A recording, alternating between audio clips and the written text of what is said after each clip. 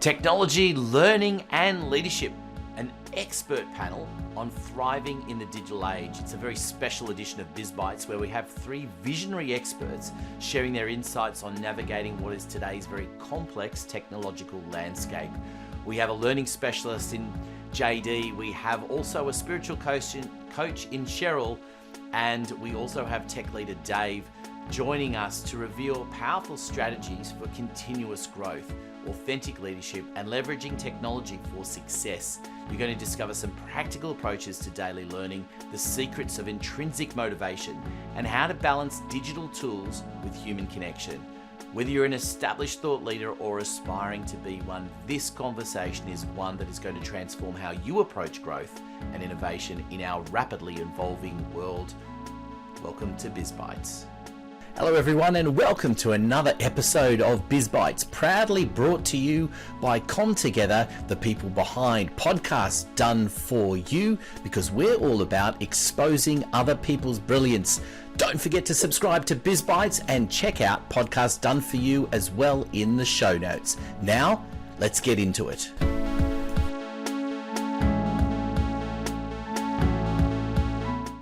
Well, hello everyone and welcome to another episode of Biz Bites, and we have another panel discussion today from a group of thought leaders. And I say thought leaders because we're coming from all different areas. We're going to get everyone to introduce themselves in just a moment, and also to give you a little bit of an insight as to where they're coming from, how they see the market at the moment, the climate that is out there. It's a very interesting time in the world right now. So I'm going to throw to each of our panelists. We're going to start off with JD. Welcome to the program. Thanks, Anthony. Greatly appreciate you having me here today. It's a pleasure to be on. My name is JD Walter. I'm the president of Waltric. We are a small learning and development company. We focus on human skills developments in organizations looking to achieve peak performance. A couple words to describe the market today. Crazy. I think it's high volatility, constant change. Yeah, I can see that. It is crazy is a good word at the moment, isn't it? Cheryl, what about you? Do you want to introduce yourself first of all? Yes, thank you. It really is an honor and a privilege to be here. Thank you so much for that. I'm Cheryl Stelte, and I'm a spiritual coach, a master healer, 3-time author, and I help people who are feeling stuck in their lives, kind of lost. They know they're meant for more, and they just, they really lack clarity. So I help them discover that clarity within themselves and step into who they truly are. And yes, crazy. And, what I see and what my clients see, and I just see this more and more every day actually, is people who can really make a difference. All those change makers are really being called to step up and move to a whole new level to do what we can do. Yeah, I can absolutely see that. And I think that's a really important point. And I'm going to come back to that in a moment. But first of all, Dave, why don't you give us your words and a bit of an introduction as well? Anthony, thanks for having me on. Really appreciate being here. Honored to be among these other thought leaders. I'm Dave Alton. I'm the CTO of a managed service provider here in the United States. We help businesses protect themselves from cybersecurity threats and do IT for a lot of small companies. And I would say how I would describe the market right now is it's just wild. It's so all over the place. It's really hard to keep up and keep track of everything that's going on. And I echo a lot of what JD and Cheryl have said. I think it's an interesting starting point, and I think it's interesting too for me. I mean, I'm based in Australia, as listeners will know, but the three of you clearly based in the United States, where crazy is probably the word that Australians might subscribe to when they've been watching the news in the last few months. But I don't think it's just about the politics. I think the politics is not something we need to get too much into, but rather it's about everything else that's going on, isn't it? I mean, Dave, just coming back to you for a moment. I mean, technology is a big player in the crazy and wild that's going on at the moment, isn't it? Because it's moving so quickly.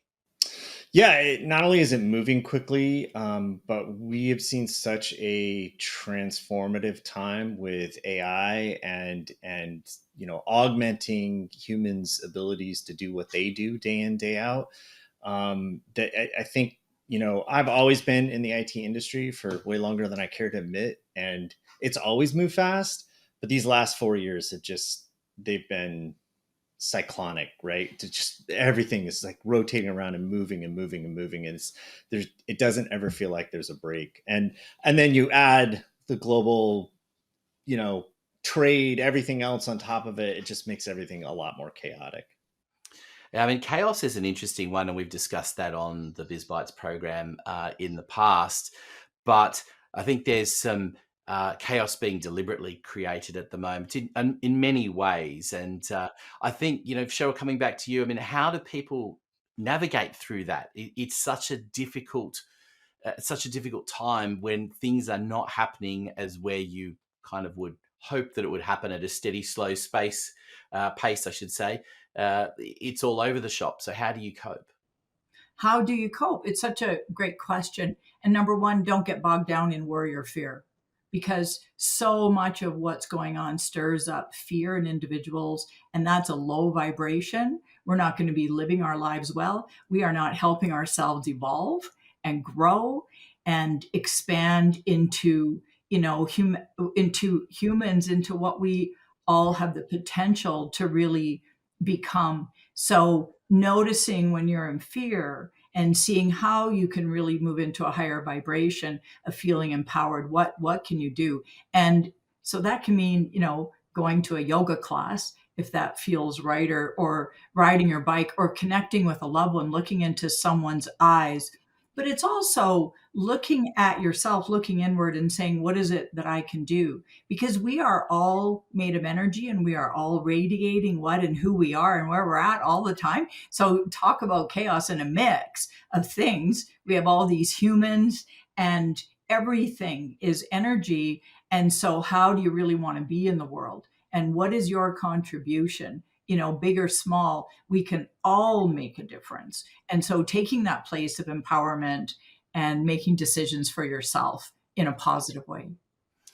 Yeah, it's a tough one, isn't it? Because on one hand, you want to be making decisions for yourself. On the other hand, if you're a leader, you need to be making decisions for other people as well. And finding that balance at the moment, that's challenging.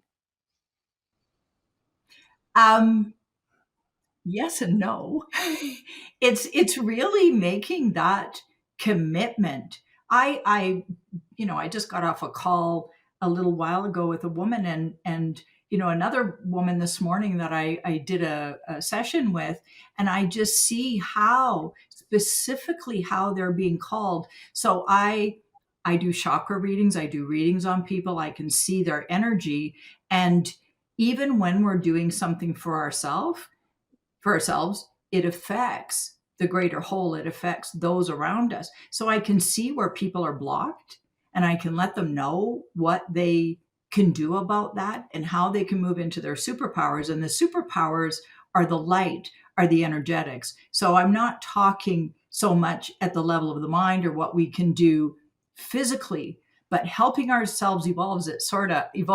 It's sort of like putting the oxygen mask on yourself first before you go to help someone else. So it's up to me to do my personal work every day so that I can best serve my clients, to help them do their work with their clients, and that ripples out in the world. And when I get bogged down in fear, and trust me, it happens, I'll sink, and I have lots of skills to get myself out of that. But then to reflect and look at a situation, what is this reflecting back to me, to understand what I can do? And don't we all feel better when we believe we're making a difference? That it builds confidence. We encourage ourselves then to do more, especially when we start to see results. Absolutely. I mean, JD, it's a good opportunity to bring you in here because making a difference to other people is essentially what learning and delivering of learning is about, right? Yeah, I think so. I think there's two things that both Dave and Cheryl said, kind of as a segue into what does learning really do for us, right? there's the world outside of us, and there's all the things that are going on. There's in each of our little ecosystems, there's our job, there's our personal, our home life, there's all the things that we're involved in socially. And each of those have their own dynamics and interpretations of these externalities. So I think, I don't want to, I talk about learning and development from an organizational perspective, but I'm really interested in learning from an individual human perspective, right? Like, how do we help individuals find, like Cheryl's talking about, find that center, right? Find that ideal vision for themselves and then chart a course to that. And then how do we align all of these things in our lives so that we're being purposeful and intentional as we go forward? The organizational return on investment for learning is n-fold, right? Fill in the blank. It's huge. Employee engagement, which is just an employee's emotional connection to this thing that they're doing, is, at all-time lows. Stress is an all-time high. Extreme stress is skyrocketing. Managers are probably the one group that are under the most amount of duress in the workforce. And so learning and development isn't just about training a skill set so we can perform our job. It's really about how do we optimize ourselves as human beings so we can achieve peak performance. I talk about it very specifically in an organizational context. When I'm talking to an organization, a potential customer, we're talking about how do we meet business objectives? How do we overcome a dip in the market? How do we overcome competition in a market space? And that has to do with productivity and performance. But you can't just throw more people at it and deference to Dave, you can't just throw technology at it either. And I don't think, Dave, that's probably what you would argue. But you can't just throw these things that we've been throwing at this challenge traditionally and expect that they're going to net any kind of a result. We live in a world right now where volatility is the norm. I talked to a state trooper in New Jersey one day, and he said there's no such thing as a routine traffic stop. And I kind of ruminated on this idea of routine, and I realized that there's no routine anywhere. It's not just for tactical athletes, those first responders or trauma ward surgeons. There's no routine for anybody anymore. And that's the hardest thing. How do we build habits in a world where there is no routine? We have to become the routine. And Cheryl, I think you're driving. I don't want to put words in anybody's mouth, but I really felt like we were going down this path where we're just about to hit this part where this is about creating the normalcy for ourselves and not trying to adapt ourselves to whatever the world's norm is at the particular moment. So social norms are something that we want to abide potentially, or ignore, but do so deliberately in either regard. But the normalcy will come from ourselves, and that is that kind of alignment between what is the ideal vision that we have for ourselves and what are we realizing in our day-to-day right now.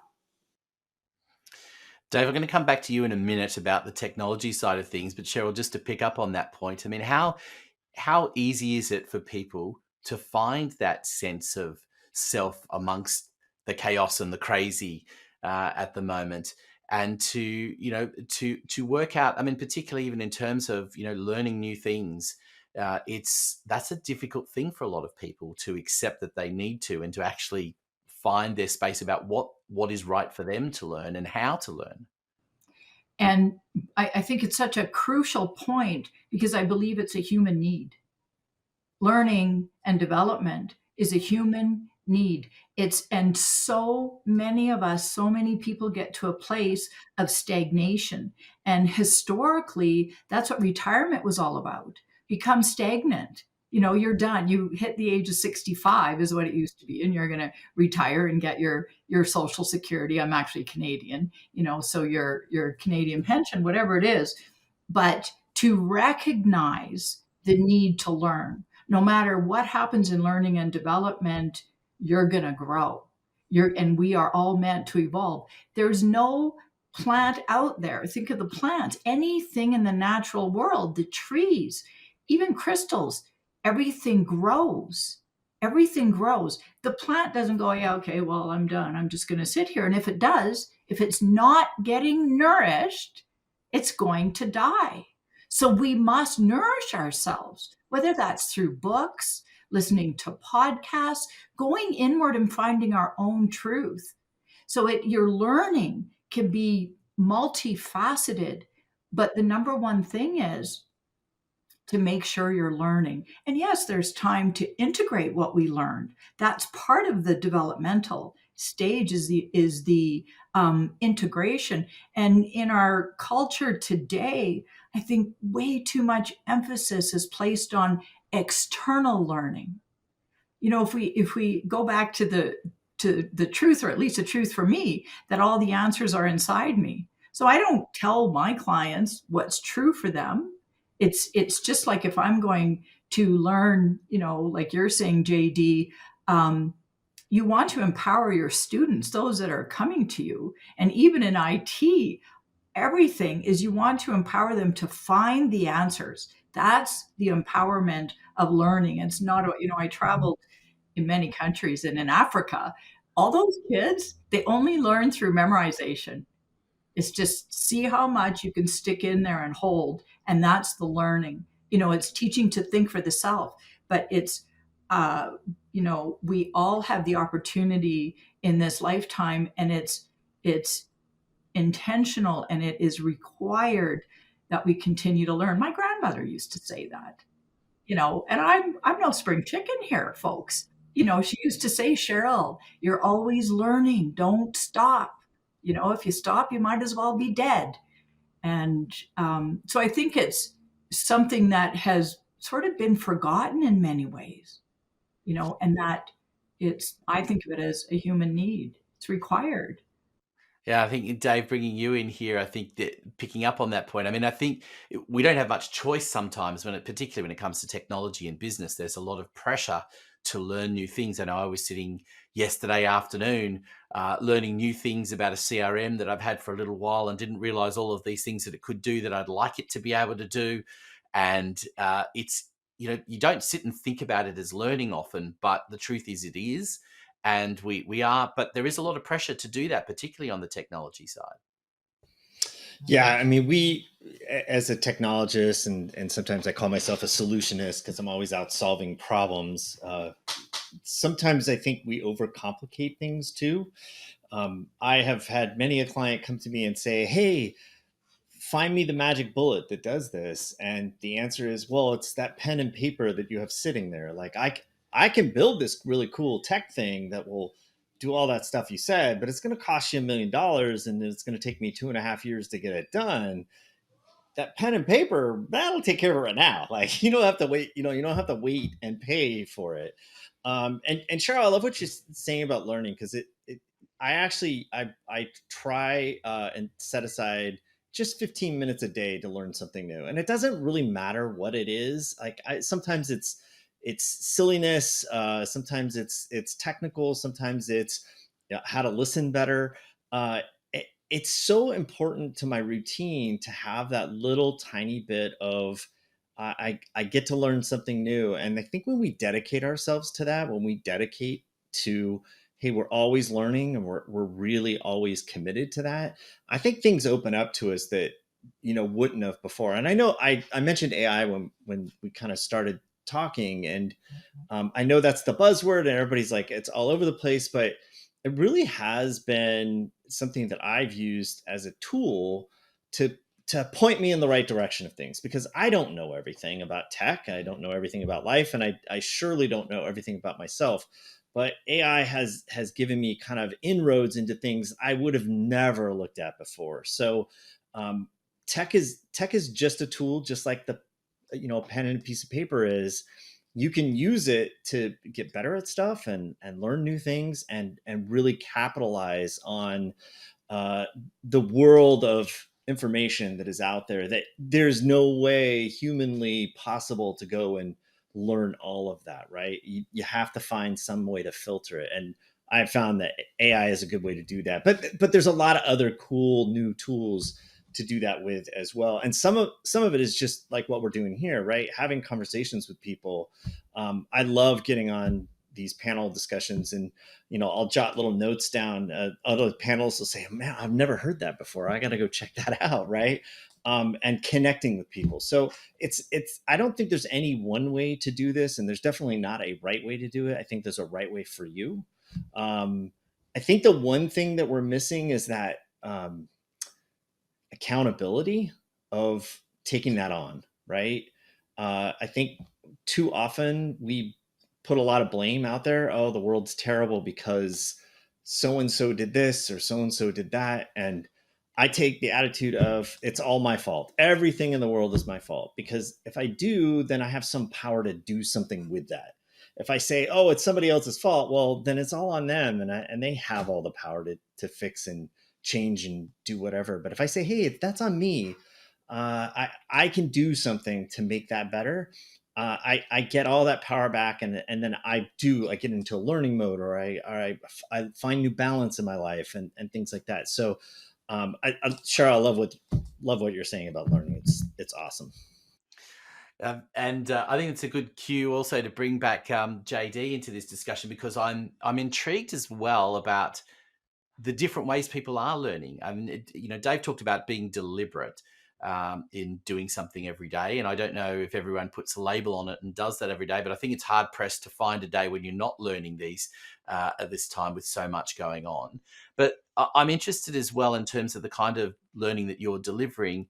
How many different ways do you have to deliver the same thing? Because not everyone learns in the same way. And in this day and age, there's so many opportunities to learn in different ways. So is that something that businesses have to accommodate as well? Yeah, I think there's two things I'd kind of want to jump on here. The first is this idea of continuous learning, right? The individual drive to grow. That shows up in organizations. I see it time and time again. I have a lot of conversations about rewards and recognition in organizations. Unfortunately, the organizations want to default to the easy, right? So they grab something off the shelf and they say, here's our wellness group, which has value, but isn't the development that people are necessarily looking for. What they really want are opportunities to expand, stretch themselves inside of this job that they're doing, to demonstrate that they have value beyond their particular job description at this point in time, and showcase what they can do for an organization in the future. So more times than not, this is interesting because I think, to Cheryl and Dave's point, everybody does want to learn. Everybody does want to grow. That's a natural instinct inside of us as human beings. Propagation of species. The only way we continue to evolve as a species is if each one of us individually does our part to, push that foot forward.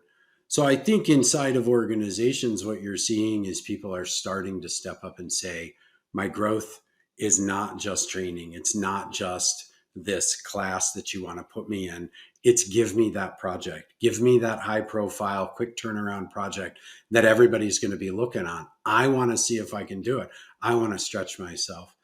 That feeds into something that Dave said, and it struck me, is autonomy. What people want on the job more and more is they're looking for this technology to relieve them of the mundane so that they become more critical thinkers, more strategists, more of the leadership stuff, more about the human element of working together in an organization.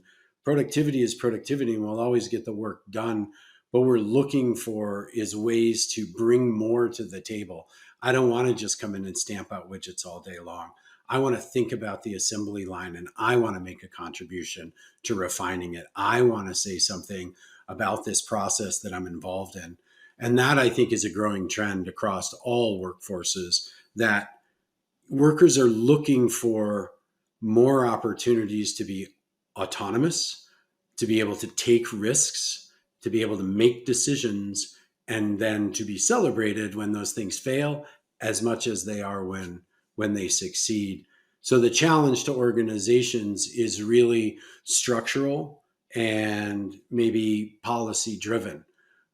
Are employees being given those opportunities? Are managers allowed to make those kind of decisions? So I think that's what organizations are probably wrestling with more than the learning itself. When it comes to the learning itself, the one thing I would say is that it's not styles of learning. There's a lot of research out now that suggests, there really isn't any style of learning that we are, um, that's necessarily baked in. What we take away from that is that the best, and this has always sort of been the philosophy, the best learning opportunity mixes everything, right? You're bringing in all the different pieces. So when I build a learning opportunity, um, and I focus on human skills, so I focus on human interaction. I don't do e-learning. I don't like self-paced because of the subject matter. If you're asking somebody to change human behavior, they have to be in an environment where somebody is modeling that. So a workshop for us is typically, we do some kind of an assessment at the front end, right? We have a little bit of an interaction. So there's this baseline understanding of kind of where we're showing up on a particular scale of behaviors, leadership, emotional intelligence, etc.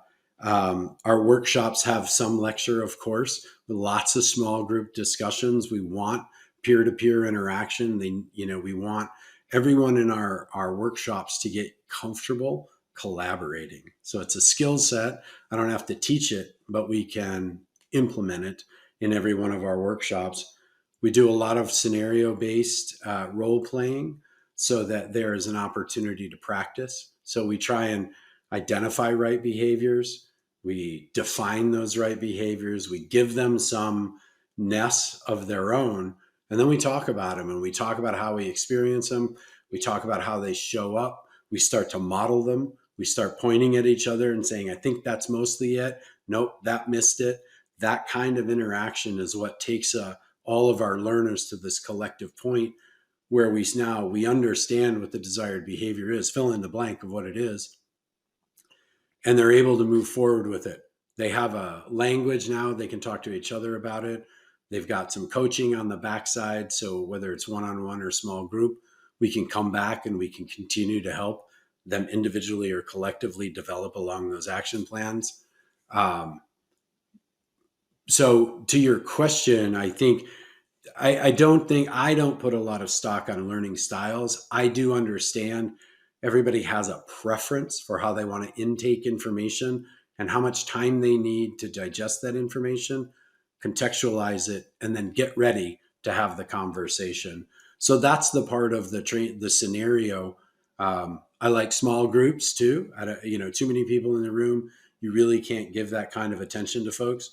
So it's really about letting them express themselves and show up in their authentic way, and then accommodating that. And so if somebody needs a pause and needs to take longer to think through stuff, I'm very adept at like reading the room. I drag my heels when I'm necessary because I want somebody to catch up, or I want to give them. I can see somebody when they're ready. They're ready to jump in. They're just trying to get their thoughts together. I want to make sure we don't miss that opportunity. So the learning environment, I think, the facilitator-led interactive sessions, performance-based stuff that we do, it's much more accommodating to preferences, whether we call them styles or preferences, but it's much more accommodating to the individual learner. An online course is an online course. All four of us could take it. We're all going to experience it differently.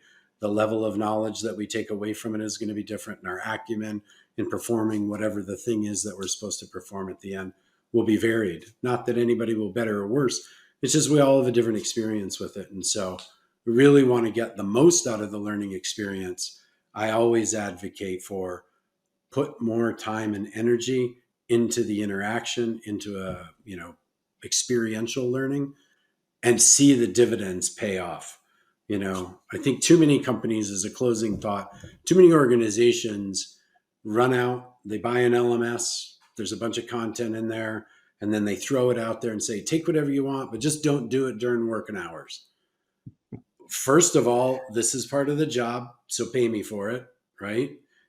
Training, learning, and development should always be done within work hours. If you want them to do it, you better pay them for it. But it's in context too, and that gets lost. When I have to go do something after hours, it's not in the context of work anymore, so it loses that sort of gravitas that it should have. Yeah, I'll pause there. No, look, I love you made some really amazing points there, and I want to pick up on three particular words that you talked about in the course of that was collaboration, relationships, and also experiences. And I think they all talk together, and I think that's such an important aspect of what we need to do to be able to learn and to improve ourselves. And ultimately, if we want to be thought leaders in our spaces, then we need to constantly be working on those things. Dave, that particularly in the technology space, people focus so much on the actual tech, but those other elements are really what's critical to making that work.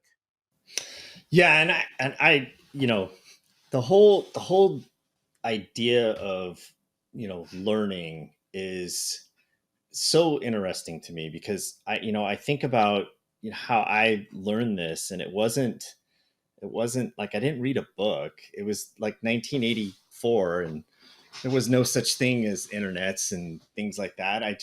You kind of fiddled around with stuff, and you found something that worked, and you did it, and then you did it again, and then it didn't work that time, and it was very incremental.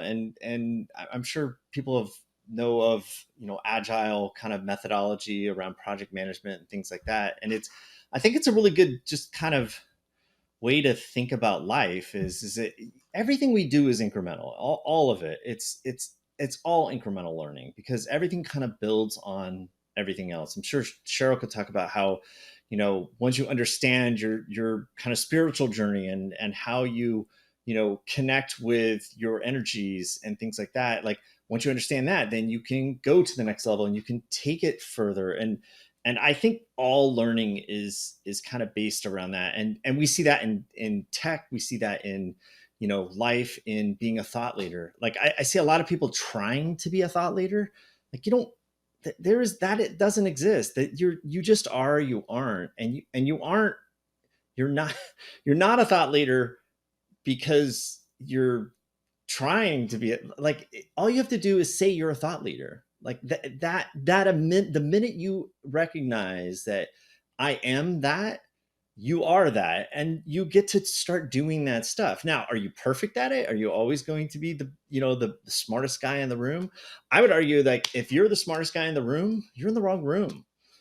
You should never be the smartest guy or person in the room. You should always want to look at another person and go, what can I learn from them?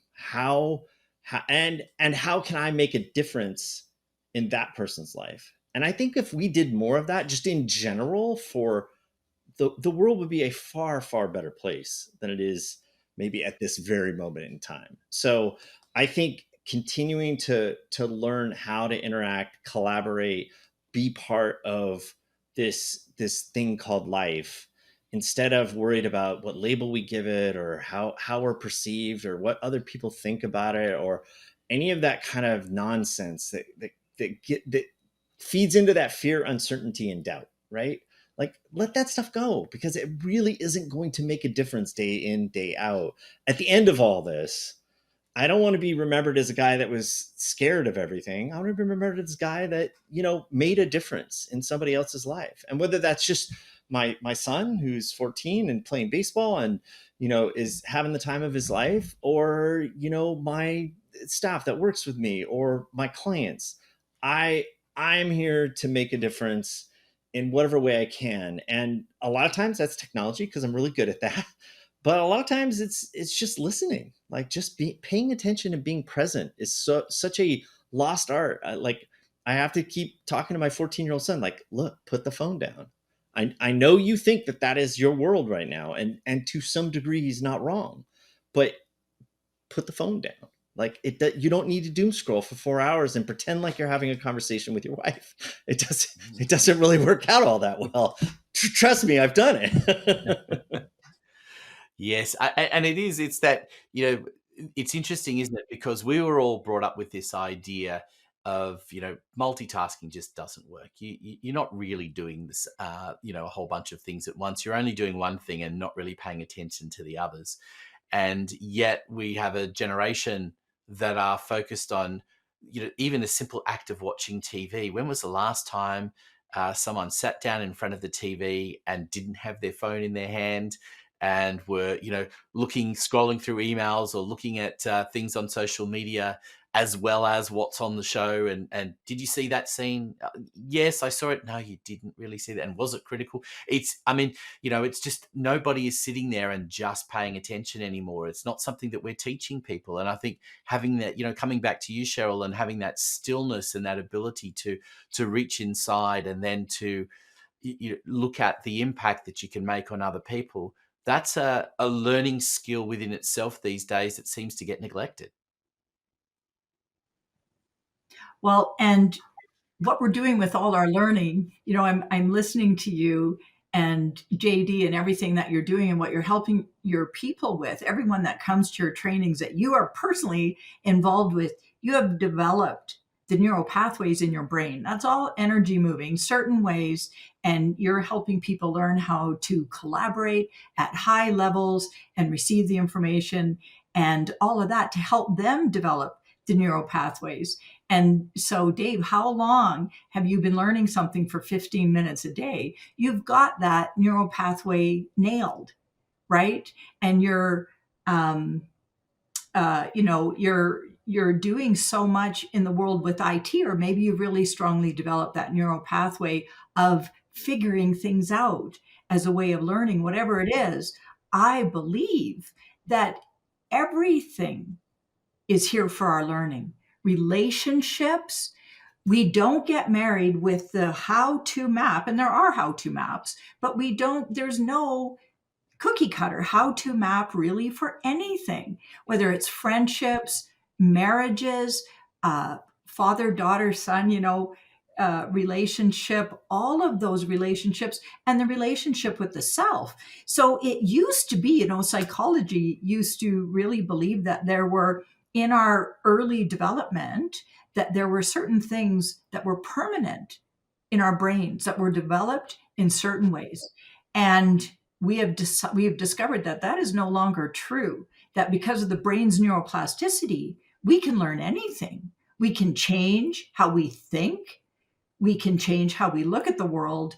And so when we look at, learning as a need, learning as fundamental, and if we look at life in that way, look at the relationship, we can have the neural pathway of, oh, it's his fault. It's her fault. I did nothing wrong. And that's the easy road. But neural pathway of, oh, it's his fault. What do we always, like Dave modeled for us, for what's, Greg Braden gave a wonderful talk on, AI, and said that science has now proven that we can duplicate anything. I mean, we're making lamb wombs. We're giving birth to lambs out of artificial wombs, and we're practicing on the humans. The lamb wombs are legal. And we could put chips in our brains to make us learn better, learn faster, that actually adjust. But the one we cannot duplicate is source energy, chi, the vital force, God, whatever you want to call it. That will never happen. It's impossible. And science has proven that we can't do that. And so the learning is so much more complex than what we see as everything that's available. And that every bit that we learn and grow in the way we think we're growing, sometimes we grow a certain way and we look back 10 years later and go, oh, what was I thinking? That was, it's still learning. It's still learning. And so, like you said, Dave, we can make mistakes. It's all okay. And keep going with it. But I think it's just the idea of living from a place of learning helps me grow and evolve and develop myself, and helps others indirectly and directly. And that's what's going to make our world different. It's not, yes, we can look at what I had a spiritual teacher once say, whenever we see that something is really out of place and it just eats away at us, it's ours to do. It's ours to do. Like Dave's nodding his head. He's owning that one. Oh yeah, I hear ya. It's ours to do. So take action, even if you mess up. Even if you mess up, you're learning in that way. Anthony, can I jump in here for a second? I just Please, want to please. kind of foot stomp something here. And I think Dave is bringing it up and Cheryl's bringing it up, and probably both did a better job. But I think there's this there, and Cheryl, I love where you're going with this, right? And I think Dave, you've hit on this without saying it, right? What drives us has to be internal, right? Um, there's a misuse of the word motivation. How do I motivate them? Sorry, you can't. Don't even try. Motivation's intrinsic. That's mine. You can try and influence my behaviors potentially or my thought processes, but you can't motivate me. Only I can do that. And I think, you know, part of the challenge of the world today is there's so much noise. There's so much competition for our attention. There's so much information being thrown at us. Every day I turn around and AI is going to fill in the blank of the new greatest thing. And we're going to Mars. And it's just all these crazy way out there things. And I think they're all abstractions. And I don't spend a lot of time thinking about moon travel because I just don't care. I don't even care about, Mars travel. I want to travel to the beach, right? Like I want something that's like tactile and within the realm of mine, because I think that's where we start to see what Cheryl just said. That's where we have those moments. We can only live in we say this from a government perspective, right?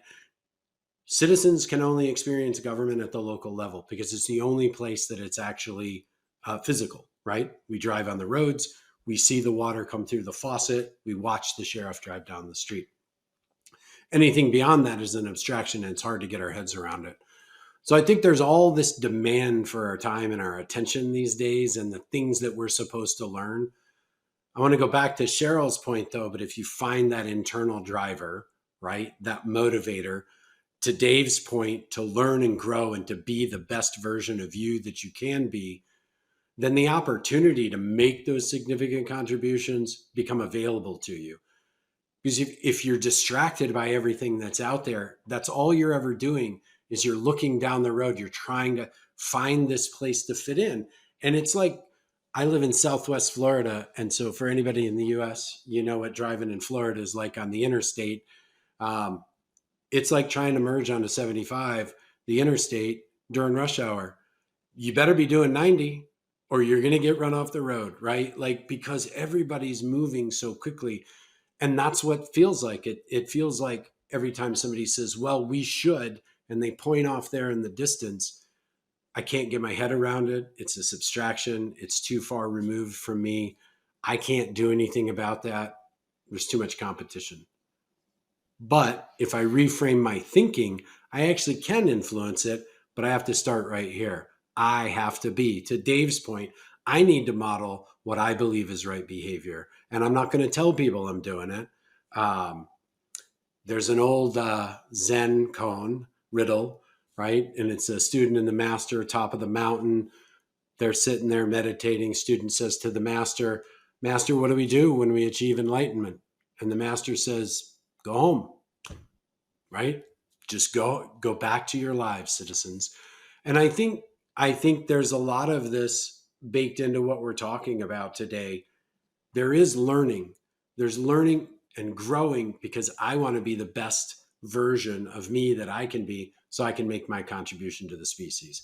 That's my piece of evolution, right? That's my piece of moving the species forward. So I just want to foot stomp that idea that it's these internal drivers that we really ought to be focusing on and not the external manipulation to be whatever somebody else says we should do or want to be.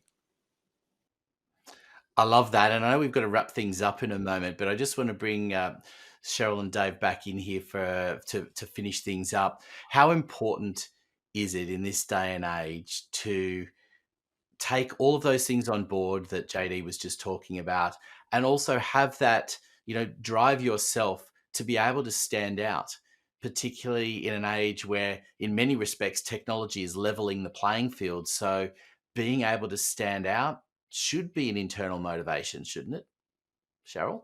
It absolutely should be. And if you don't feel that within you, You need to find it. It's what's getting in your way, and there's some kind of block in your energy system. It's as simple as that. It's like a plug drain, plug plumbing pipe. There's something in there, and that's what I do. I help people discover what that is that's getting in their way so they can learn more about the truth of their being and what they're really here to do, so they can actually, then you're motivated. Then you have your passion. That's what motivation is. It's your passion. Without it, you're just coasting. And like you say, JD, about all the noise out there, I just can't be involved in that. I can easily get on the highway and do 90. That's not a problem. I've learned, I'm from Canada. We don't do that there, but I've learned how to do it here, and I make it fun. But it really is finding that within yourself. And we all came here to find that. We all came here to find our passion and what's ours to do. And that's high level energy. And you can't know where it will all go. You don't until you do it. It's an energy flow. So if you're feeling stagnant, if you're trying to go by what someone else says you should do, you're not going to find it. You're going to stay stuck. So it's learning about yourself, finding out what's in your way, and it's all conditioning. We've all been conditioned, and we keep conditioning each other. And it's releasing that and discovering what's true, learning about what's really true for you, and then going after it. So exciting. That is a really great way to wrap things up. But Dave, I just want to give you the final say on here, because I love what you've said, because you've come through. We started talking about crazy in the beginning, but really what we've talked about here is a way that you can motivate yourself to see through all of that. Even whether it's the technology or outside of technology, it's bringing it all together and taking control of that and being able to stand out. Yeah, I love the word balance in these discussions, because it really does takes all of it, right? Life isn't compartmentalized like we like to think it is, right? It's holistic, right? It's everything. It's all the relationships, it's all the interactions, it's all the experiences, it's all of it all at the same time. And JD, you made a great point about noise. You have to learn what's noise and what isn't. And when you do, things start to balance out and things start to happen the way they need to happen. Until you do, you listen to the noise and you're distracted and you're not on your right path, right? Cheryl, you're on whatever everybody else says your path is. If you really want to be on your path, you have to filter the noise, find what's true for you, find that balance, and then go after it and be accountable to it, right? Be accountable to yourself that I am doing the absolute best that I can in this situation. And sometimes it's still not going to be fun. It's still going to be awful. And we all have had those, but that's what others in this life are for, right? It's about connections. And when it's shared, it's so much easier than when you have to have the entire weight of the world on your shoulders. What a great way to wrap things up. I think there's so much in this discussion that we've had. I think we all could have kept talking for a lot longer about all of this. It's a terrific topic of conversation. And I think, going from crazy to how we can learn and motivate ourselves, and the idea of collaboration and relationship building is so important. So thank you all for being a part of the panel discussion on the Biz Bites for Thought Leaders program. We really appreciate all of your insights.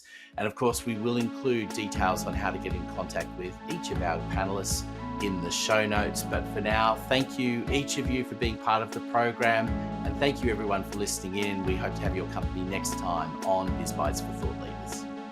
Hey, thanks for listening to Biz Bites. We hope you enjoyed the program. Don't forget to hit subscribe so you never miss an episode. Biz Bites is proudly brought to you by Podcasts Done For You, the service where we will deliver a podcast for you and expose your brilliance to the world. Contact us today for more information. Details in the show notes. We look forward to your company next time on Biz Bites.